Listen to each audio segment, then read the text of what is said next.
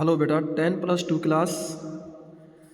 देखिए बेटा, ये जो हमारा चैप्टर है पोइट्स एंड पैनकेक्स, इसका हमने रिवीजन नहीं करवाया था। तो कुछ बच्चे बता रहे थे कि सर इसको दोबारा से जैसे करवाओ। तो देखिए, पोइट्स एंड पैनकेक इसके बारे में हम आपको बताने जा रहे हैं। तो we are going to start the brief introduction and it's detailed summary. हम आपको बता रहे हैं, अच्छे प्रकार से सुनना कि पोइट्स एंड पैनकेक्स क्यों इसका नाम पड़ा इस चैप्टर का। इस चैप्टर का जो टाइटल है हमारा पोइट्स एंड पैनकेक। देखो, पोइट्स क्या है कि जो जेमिनी स्टूडियो था उसके अंदर जितने भी जो करेक्टर्स आए हैं वो पोइट्स के रूप में भी थे, अच्छे राइटर के रूप में भी थे, अच्छे संगीतकार के रूप में भी थे। और पैनकेक्स जो है वो जेमिनी स्टूडियो के अंदर जो एक्टर्स, जो एक ब्रांड सामग्री का नाम है, जो शरीर को बनावट श्रृंगार सामग्री का नाम है ये पैनकेक्स। जैसे फिल्मों में जो लगाते हैं ना, कभी कैसा चेहरा बना लेना, कभी कैसी ड्रेस, नकली मूछ, नकली बाल, चेहरा लाल बना लिया, इस प्रकार का एक ये ब्रांड सामग्री है ये, जो सुब्बू ने जेमिनी स्टूडियो के अंदर जिसको लाया गया है ट्रकों में भर करके। तो इसमें जो अशोका मित्रन जो राइटर हैं, ये तमिल लेखक अशोका मित्रन जो तमिल लेखक जेमिनी स्टूडियो के विभाग का एक भाग था। अपनी पुस्तक माई ईयर्स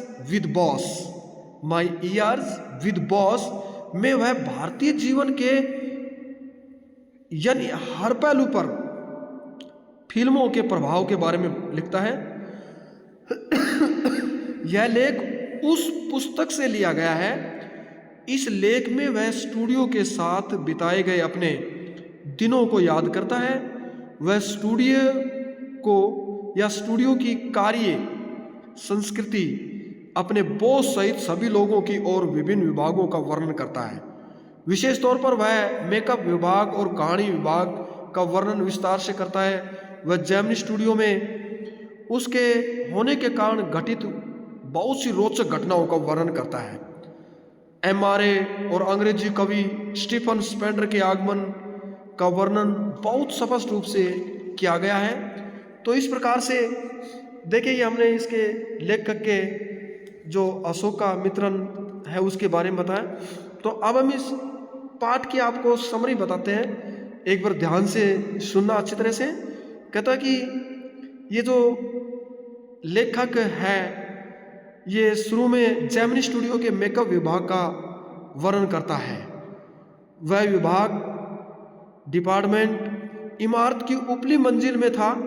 ऐसा माना जाता था कि यह इमारत कभी रॉबर्ट क्लाइव का तबेला हुआ करता था। मेकअप विभाग देखने में बाल काटने का सैलून लगता था। सैलून जो नाई की जो दुकान होती है ना, ऐसा लगता था। वहाँ आधा दर्जन बड़े शीशों के गिर तेज चमक वाली रोशनियाँ थी। ये रोशनियाँ जो इनकैंडेसेंट बोलते हैं जिनको, ये रोशनियाँ गर्मी से चमक रही होती थी। जिन लोगों का वहाँ पर मेकअप होता था उन्हें बहुत कष्ट से गुजरना पड़ता था। मेकअप विभाग का मुखिया पहले एक बंगाली होता था, उसके बाद महाराष्ट्र का एक व्यक्ति आया। उसकी सहायता आंध्र प्रदेश, बर्मा, धारवाड़ और बहुत से स्थानीय तमिल लोग करते थे। इस प्रकार मेकअप विभाग यानी राष्ट्रीय एकता का उदाहरण था। तो पैनकेक मेकअप के उस सामान का ब्रांड नाम था जिसे जेमिनी स्टूडियो ट्रक भरकर खरीदता था। और मेकअप करने में पैनकेक और अन्य स्थानीय जो रूप से निर्मित पदार्थ का प्रयोग होता था। अभिनेताओं पर भारी मेकअप किया जाता था। लेखक कहता है कि मेकअप करने वाले व्यक्ति किसी भी अच्छे दिखने वाले व्यक्ति को भद्दा दिखने वाला और लाल रंग वाला राक्षस बना देते थे। और वे आमतौर पर इंडोर शूटिंग के दिन होते थे। केवल 5% शूटिंग बाहर होती थी। मेकअप विभाग में कठोर श्रेणी तंत्र होता था। मुख्य मेकअप मेन मुख्य नायिकाओं और नायिकाओं को भद्दा बनाता था। यानी जो मुख्य मेकअप था वो मेन जो मुख्य नायक या नायिका थी उनको भद्दा बनाता था, और उसका जो वरिष्ठ सहायक था वो दूसरे नायक और नायिकाओं को मेकअप करता था। और उसके अलावा जो जूनियर सहायक आमतौर पर जो हंसने वाले थे या हास्य कलाकार का मेकअप करता था, वे जूनियर कलाकार जो भीड़ में काम लेते थे वे ऑफिस बॉय की जिम्मेदारी होते थे। ऑफिस बॉय सचमुच में लड़का नहीं था, वह शुरू के 40 की आयु में था और वह स्टूडियो में कई साल पहले अपनी आंखों में सपने लेकर आया था। वह मुख्य अभिनेता, उच्च दर्जे का स्क्रीन लेखक, निर्देशक या गीतकार बनने का सपना लेकर आया था। वह कुछ अंश तक कवि भी था। उन दिनों में लेखक एक छोटा कमरा, जिसको क्यूबिकल बोलते हैं, छोटा कमरा में काम करता था। उसे दिन रात अपने मेज पर बैठे हुए अखबार फाड़ते हुए देखा जा सकता था। इसलिए विभाग के ज़्यादातर लोग या कई लोग सोचते थे कि उसके पास कोई काम नहीं था। ऑफिस बॉय अक्सर लेखक के उस छोटे कमरे में आता था और उसको बताता था कि किस प्रकार उसकी साहित्यिक प्रतिभा मेकअप विभाग में नष्ट हो रही थी। और वह सोचता था कि मेकअप विभाग तो केवल नाइयों और विपरीत लोगों के काबिल है।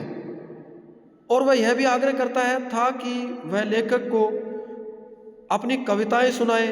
लेखक अक्सर उसे तंग आ जाता था, इसलिए वह प्रार्थना करता था कि सदा भीड़ वाली शूटिंग होती रहे, तब ऑफिस बॉय सदा मेकअप और लेखक उसकी लंबी कविताएं सुनने से बच जाएगा। इसमें कोथामंगलम या कोथमंगलम सुब्बू जेमिनी स्टूडियो में नंबर 2 पर था। ऑफिस बॉय उसे पसंद नहीं करता था। वह महसूस करता था कि उसके सारे कष्ट, अपमान और उपेक्षा उसके कारण होते थे। अब सुब्बू स्टूडियो में अधिक अनिश्चित और कठिन समय में आया था। उस समय कोई शिखर फिल्म कंपनियां या शूटिंग नहीं हुआ करती थे। शिक्षा के मामले में भी वह औपचारिक रूप से ऑफिस बॉय से अधिक शिक्षित नहीं था, मगर ब्राह्मण होने के कारण वह अधिक समृद्ध अवस्थाओं और लोगों के संपर्क में आ चुका था। सुब्बू में यह क्षमता थी कि वह हर समय खुश नजर आता था, प्रसन्न नजर आता था। यहाँ तक कि किसी पिटी हुई फिल्म में अपना हाथ होने के बावजूद भी वह कभी कोई काम अपने आप नहीं कर सकता था, मगर उसकी वफादारी की भावना ने उसके बॉस के साथ उसकी पहचान बना दी। वह अपनी ऊर्जा और रचनात्मकता को बॉस के फायदे के लिए प्रयोग करता था। वह तो फिल्मों के लिए ही बना हुआ प्रतीत होता था। जब भी निर्माता उसे किसी समस्या के बारे में बताता था तो वह फौरन कोई न कोई समाधान बता देता था। अगर निर्माता संतुष्ट नहीं होता तो वह 14 विकल्प बता देता था। और जब सुब्बू जैसा व्यक्ति आसपास होता था तो फिल्म बनाना आसान काम प्रतीत होता था। वह सुब्बू ही था जिसने जेमिनी स्टूडियो को इसके स्वर्णिम दिनों में इसे दिशा निर्देश और परिभाषा प्रदान की। वह कवि भी था और उसने आम जनता के लिए लिखने का फैसला किया था। फिल्मों में उसकी सफलता ने उसकी साहित्यिक प्रतिभा को छुपा दिया था। उसने लोकगीत शैली में कई मौलिक गाथा गीत लिखे थे। उसने एक उपन्यास थिलाना मोहनाम्बल लिखा था। जो थिनाला मोहनाम्बल लिखा था, एक उपन्यास था ये। वह एक अच्छा अभिनेता था। उसने कभी बड़ी भूमिकाओं की कामना नहीं की थी। वह फिल्मों में दूसरे स्थान की भूमिकाएं निभाता था, मगर वह मुख्य अभिनेताओं से अधिक अच्छा अभिनय करता था। जिससे वह मिलता था उसे सुब्बू को सच्चा स्नेह होता था। वह बहुत से लोगों को भोजन खिलाता था और सहारा देता था, फिर भी उसके दुश्मन थे। शायद ऐसा इसलिए था कि वह बॉस के नज़दीक और घनिष्ठ प्रतीत होता था। तो सुब्बू सदा बॉस के साथ नजर आता था। फिर भी शामिल रजिस्टर में उसे कहानी विभाग में दर्शाया गया था। इसी विभाग में एक वकील, लेखकों तथा कवियों का एक समूह था। वकील को सरकारी रूप से कानूनी कहा जाता था, मगर हर व्यक्ति उसे इसके विपरीत संबोधित करता था। एक बार एक बहुत प्रतिभाशाली मगर थोड़ा मिजाजी मंच अभिनेत्री सलाहकार पर गुस्से में फूट पड़ी। हर व्यक्ति स्तब्ध रह गया। वकील ने चुपके से रिकॉर्डिंग उपकरण जो था वो चालू कर दिया, और जब अभिनेत्री कुछ देर के लिए चुप हुई तो वकील ने रिकॉर्डिंग को बजा दिया। अब होता क्या है, अभिनेत्री अपनी खुद की आवाज सुनकर अचंभित हो गई और वह उस सदमे में कभी पूरी तरह नहीं उभरी, और वह उसके अभिनय जीवन का अंत था। विभाग में हर व्यक्ति खाकी वर्दी पहनता था, मगर कानूनी सलाहकार जो वकील का रूप करता था, काम करता था, वो पैंट, टाई और कोट पहनता था। सपने लेने वालों की भी भीड़ में वह एक ठंडे तर्क वाला व्यक्ति था। उसने भी एक बार एक फिल्म बनाई थी जो पिट गई थी। फिर बॉस ने कहानी विभाग बंद कर दिया और वकील की नौकरी भी चली गई। अब जेमिनी स्टूडियो कई कवियों का मनपसंद स्थान था। एस.डी.एस. योगियार, संगू सुब्रमण्यम, कृष्णा शास्त्री और हरिंद्रनाथ चट्टोपाध्याय जैसे कवि स्टूडियो में आया करते थे। इसकी मैस बहुत शानदार थी, जो सारे दिन और रात के अधिकतर भाग में भी थे और गांधी जी की पूजा करते थे। मगर इससे बढ़कर किसी प्रकार के भी राजनीतिक विचार का कुछ भी पता नहीं था। स्टूडियो के लोगों को साम्यवाद के लिए स्वाभाविक नफरत थी। वे सोचते थे कि साम्यवादी लोग नास्तिक होते हैं, उनमें पत्नियों और बच्चों के लिए प्यार नहीं होता, वे अशांति और हिंसा फैलाने के लिए तैयार रहते हैं। उसके बाद जब फ्रैंक बुचमैन की 200 लोगों की मॉरल रीआर्मामेंट आर्मी 1952 में मद्रास आई तो जेमिनी स्टूडियो ने उसकी यजमानी की। एमआरए एक प्रकार से अंतर्राष्ट्रीय साम्यवाद का विरोधी आंदोलन था। उन्हें भारत में जेमिनी स्टूडियो से बेहतर यजमान नहीं मिल सकता था। उन्होंने बड़े व्यावसायिक तरीके से 2 नाटक लिखे। इन नाटकों के नाम थे जोनाथन वैली और द फॉरगॉटन फैक्टर, और मद्रास में तो इनके कई शो हुए। उनका मंच और वेशभूषा प्रथम दर्जे के थे और उन्होंने मद्रास और तमिल नाटक समुदाय को बहुत अधिक प्रभावित किया। कुछ महीनों के बाद खबर आई कि एक अंग्रेज कवि जेमिनी स्टूडियो में आ रहा है, लेकिन मगर अफवाह थी कि वह कवि नहीं बल्कि एक संपादक था। जेमिनी स्टूडियो का बॉस श्री वासन भी एक प्रसिद्ध तमिल साप्ताहिक का संपादक था। तब कवि के आने का समय आ गया। वह दोपहर के बाद लगभग 4 बजे आया। वह एक लंबा व्यक्ति था जो पूरी तरह अंग्रेज लगता था और बहुत गंभीर था। बॉस ने एक लंबा भाषण पढ़ा। वह अंग्रेजी कवि के बारे में अधिक नहीं जानता था। भाषण आम बातों के बारे में था। फिर कवि बोला। उसने ऐसे लहजे में बात की कि उसके श्रोताओं में से कोई भी उसकी बात को नहीं समझ पाया। वह 1 घंटा बोलने के बाद चला गया। श्रोता भी पूरी तरह हैरानी से चले गए। वे हैरान हो रहे थे कि एक ऐसे फिल्म स्टूडियो जो तमिल फिल्में बनाता है में एक अंग्रेज कवि क्या कर रहा था। तो इस प्रकार से मद्रास में एक दैनिक समाचार पत्र छपता था जिसका नाम था द हिंदू। तो इस द हिंदू ने एक छोटी सी घोषणा प्रकाशित की कि द एनकाउंटर नाम की एक ब्रिटिश पत्रिका एक लघु कथा प्रतियोगिता का आयोजन कर रही थी। तो लेखक अपनी कहानी भेजने से पहले पत्रिका के बारे में जानना चाहता था। उसने ब्रिटिश पुस्तकालय से द एनकाउंटर की एक प्रति ली, यानी कॉपी ली। जब उसने कवि का नाम पढ़ा तो उसे याद आया कि यह वही कवि था जो जेमिनी स्टूडियो में आया था। वह स्टीफन स्पेंडर था। कई साल बाद जब लेखक जेमिनी स्टूडियो के स्टाफ में नहीं था तो वह आमतौर पर कम कीमत पर किताबें खरीदता था। एक दिन उसे एक किताब मिली जिसका नाम था द गॉड दैट फेल्ड। इसमें 6 प्रसिद्ध लेख थे और उन्होंने अपने साम्यवाद में जाने और उससे अपने भ्रम टूटने के बारे में लिखा था। ये लेखक थे Andre Gide, Richard Wright, Ignazio Silone, Arthur Koestler, Louis Fischer और स्टीफन स्पेंडर। ये लेखक थे ये। जब लेखक के लिए हर बात साफ हो गई तो जेमिनी स्टूडियो के बॉस का शायद स्पेंडर की कविता से अधिक कुछ लेना देना नहीं था, मगर उसका वास्ता साम्यवाद वह भगवान जो असफल हो गया से अवश्य था। तो बेटा हमने इस चैप्टर के बारे में, पोइट्स एंड पैनकेक के बारे में हमने आपको स्टोरी बताई इसकी।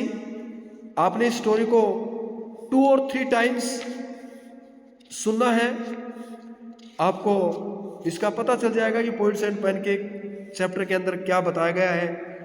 और इसमें आपने जो इसके क्वेश्चन है वो आपने रिवीजन करने हैं स्टोरी सुनने के बाद।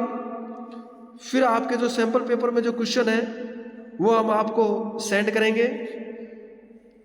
आज इसकी स्टोरी बताई गई आपको, पोइट्स एंड पैनकेक्स, यानी the story was told you, fully description, poets and pancake, you listen carefully and attentively, I assure you that you would listen peacefully and learn the questions answer of this chapter related this chapter.